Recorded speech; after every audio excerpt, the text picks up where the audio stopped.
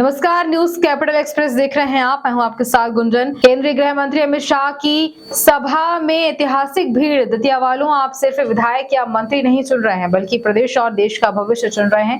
ये बात अमित शाह ने कही और बता दें आपको कि उन्होंने कमलनाथ और दिग्विजय को भी आड़े हाथों लिया।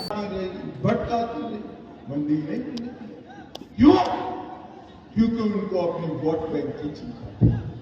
मोदी जी को आपने प्रधानमंत्री बनाया, मोदी जी ने भूमि पूजन किया और 22 जनवरी 2024 को अयोध्या में रामलीला की शान।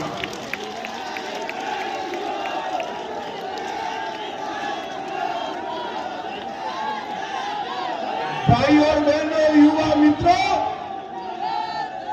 5 साल तक मैं कभी नहीं भूल सकता।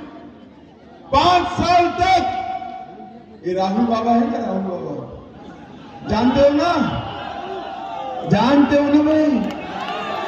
ये राहुल बाबा 5 साल तक मुझे ताना लगाते थे कि भाजपा वाले कहते हैं मंदिर वहीं बनाएंगे, तिथि नहीं। मैं आज दतिया के चौक में राहुल बाबा को कहने आया हूं, 22 तारीख को प्राण प्रतिष्ठा है राहुल बाबा, रामलीला भव्य। दतिया वालों, दर्शन करने जाना है ना? जाना है या नहीं जाना है भाई? मगर खर्चा होगा ना?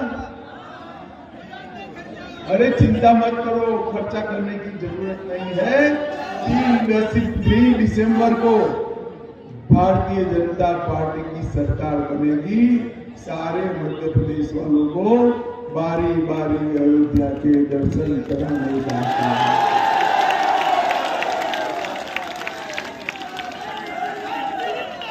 मोदी जी ने भारतीय संस्कृति के सभी प्रतीकों का रक्षा करने का काम, उसका महिमा मंडन करने का। अयोध्या में राम मंदिर बनाया, काशी में औरंगजेब ने तोड़ा हुआ बाबा विश्वनाथ का कॉरिडोर बनाया, बद्रीनाथ धाम, केदारनाथ धाम को पुनर्जीवित करा, सोमनाथ का मंदिर भी सोने का बन रहा है और नई संसद बनाकर पवित्र सेंगोल को उसमें बिठाने का काम नरेंद्र मोदी। कांग्रेस पार्टी,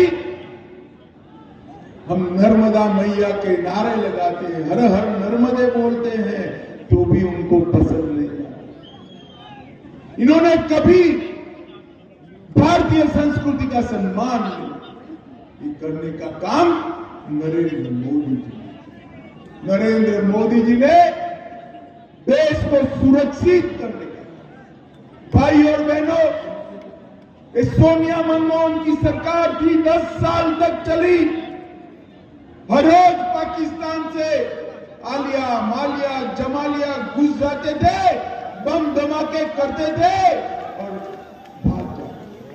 अगर मनमोहन सिंह देश के प्रधानमंत्री एक शब्द नहीं बोलते थे, उनको अपनी वोट बैंक का डर लगता था।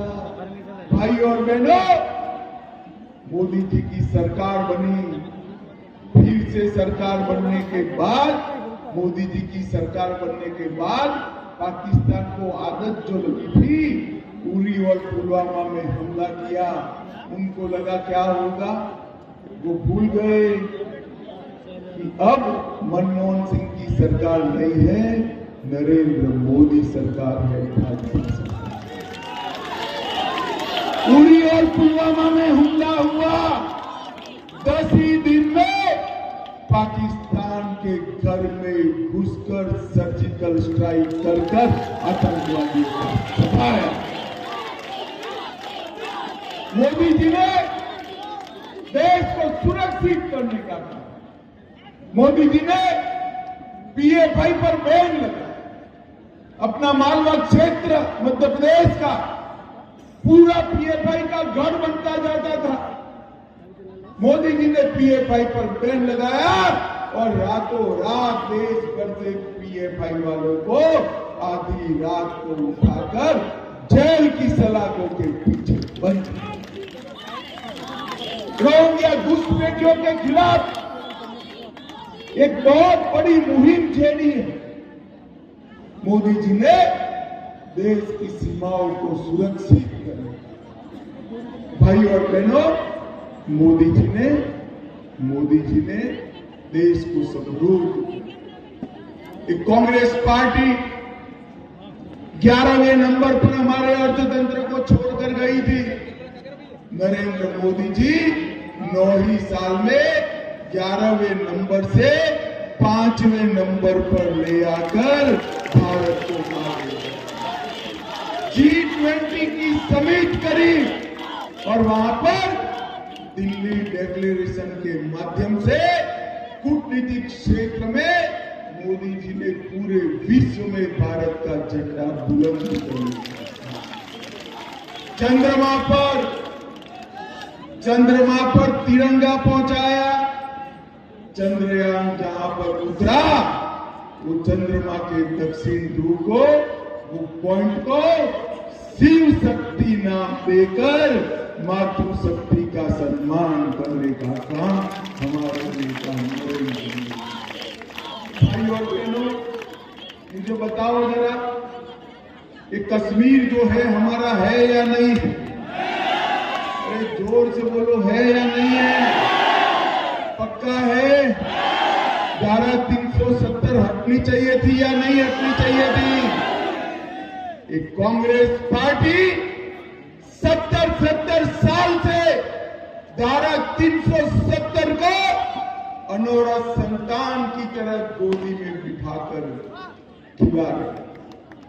5 अगस्त 2019 को मोदी जी ने धारा 370 को उठा कर 35